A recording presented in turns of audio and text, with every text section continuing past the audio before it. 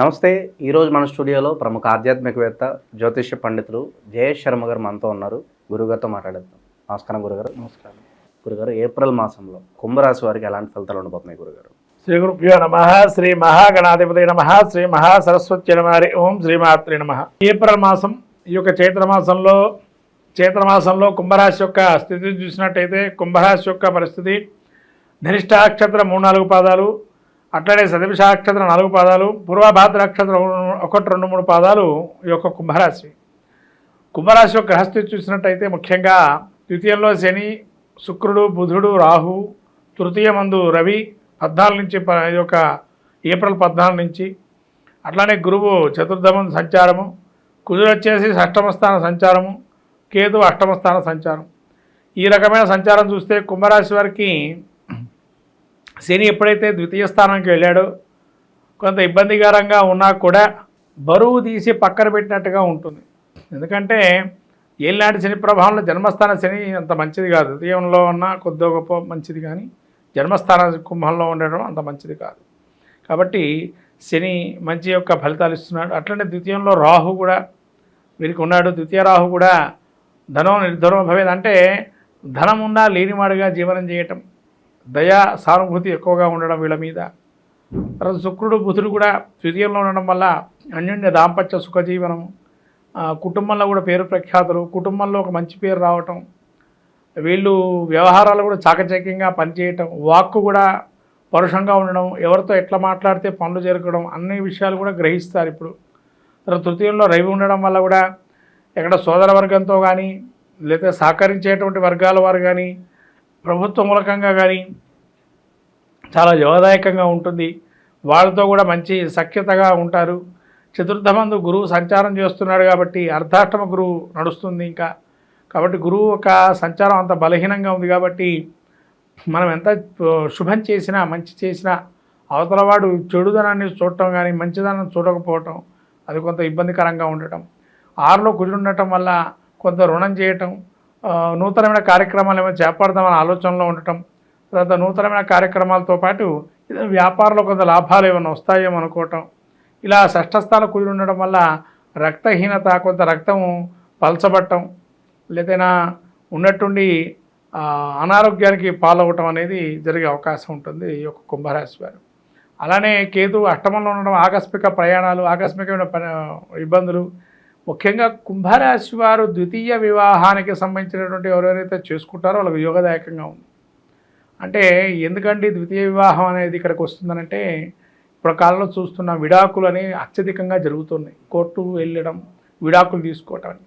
కుంభరాశి వారికి వివాహ ప్రయత్నాలు యోగదాయకంగా ఉన్నాయి. ప్రథమ వివాహం కూడా యోగదాయకంగా ఉంది. రెండో వివాహాలు చేసుకునేటువంటి యోగదాయకంగా ఉంది. అంటే వివాహాలకు సంబంధించి యోగదాయకంగా ఉంది. కుంభరాశి వారికి వివాహ ప్రయత్నాలు చేసుకోవచ్చు.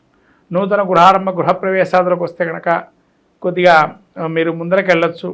ఒక ఏదైనా ప్రయత్నం చేయగానే వెంటనే రావు కాబట్టి స్టార్ట్ చేస్తే కనుక కొద్ది కాలంలో మీకు వస్తాయి అవి కూడా లాభాలు. కాబట్టి యోగదాయకంగా ఉందని చెప్పచ్చు కుంభరాశి వారికి ఈ యొక్క మాసం నుంచి. విద్యార్థులు, ఉద్యోగస్తులు వీళ్ళ పరిస్థితి ఎలా ఉండబోతుంది గురుగారు? విద్యార్థులకు కూడా యోగదాయకంగానే ఉంది. కానీ పాసు అవుతారు, కానీ అనుకున్నంత మార్కులు రావు. వీళ్ళు ఏదో ఎక్స్పెక్టేషన్ చేస్తారో అక్కడ అన్ని మార్కులు రావు, కానీ పాస్ అవుతారు. ఇక నిరుద్యోగుల పరిస్థితి ఏంటంటే నిరుద్యోగులు కూడా ఒక చిన్నతరమైనటువంటి నిరుద్యోగులు కూడా చిన్నదైనటువంటి ఉద్యోగం వస్తుంది. ఉద్యోగం వచ్చింది కదా అని దాన్ని మనం నిలుపుకోవడం అనేది మంచిది. అంతేగాని ఇదే చిన్నదే కదా అనుకోవద్దు. అదే పెద్ద ఉద్యోగం మీకు ప్రస్తుత కాలం. ఎందుకంటే చాలా ఇబ్బందుల నుంచి బయటపడ్డారు కాబట్టి ఇది పెద్ద ఉద్యోగం భావన చేయొచ్చు. ఇక ఏ వ్యాపారాలు బాగా లాభదాయకం అంటారు ఈ మాసం వీళ్ళకి? వ్యాపారాలు పెద్దగా లాభదాయకంగా అంత ఉండదు. పాత వ్యాపారాలే అవి నడుస్తుంటే వాటిని చూసుకోవడం మంచిది. కొత్త వ్యాపారాలకు జోలికి ఇప్పుడు వెళ్ళకండి. జస్ట్ గ్రౌండ్ వర్క్ ఏమైనా చేసుకుని ఉంటే చేసుకోండి, తర్వాత మొదలు పెట్టుకోవచ్చు. వైవాహిక జీవితం చాలా బాగుంది. ఇబ్బందుల నుంచి బయటపడతారు. సమస్య పరిష్కారం అవుతుంది. అది కోర్టులో ఉండొచ్చు, బయట ఉండొచ్చు, ఇంటా బయట ఎక్కడైనా కానీ ఆ భార్యాభర్తల సఖ్యత లేదైనా ఏదో ఒక నిర్ణయానికి వచ్చి దాని ఒక నిర్ణయాన్ని ద్వారా వాళ్ళ మంచి చేకూరే అవకాశం ఉంటుంది.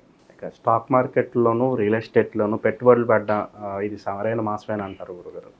వాళ్ళు కుంభరాశి వారికి ఏదైనా కూడా ఈ ద్వితీయ స్థానంలో శని సంచారం చేస్తున్నాడు కాబట్టి అత్యధికంగా డబ్బులు ఉన్నాయని కొనకూడదు.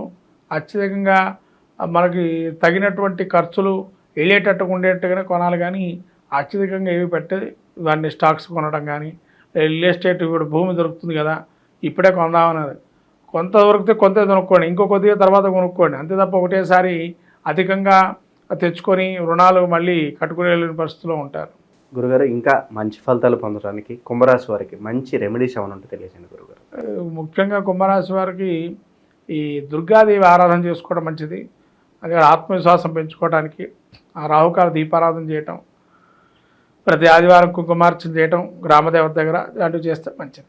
ఈ యొక్క ఏప్రిల్ మాసంలో మనకు ముఖ్యంగా చైత్రంలో ముఖ్యంగా చెప్పాల్సినటువంటి శ్రీరామనవమి అందరికీ కూడా చెప్పదగిన విషయం. అట్లానే వసంత నవరాత్రులు, అలానే మహావీర జయంతి, హనుమత విజయోత్సవము, సంకష్టహర చతుర్థి, మత్స్య జయంతి, ఇలా అనేక రకాలైనటువంటి మళ్ళీ తమిళ సాంప్రదాయ విశ్వత్ పుణ్యకాలము, ఇలా అనేక అనంగ త్రయోదశి, రకరకాలైనటువంటి పుణ్యమైనటువంటి మాసంలో మనకు చాలా అలానే మనకు చివరి వారాంతంలో ఏప్రిల్ వారాంతం అక్షతృతీయ 30వ తారీఖు అయింది, ఏప్రిల్ 30.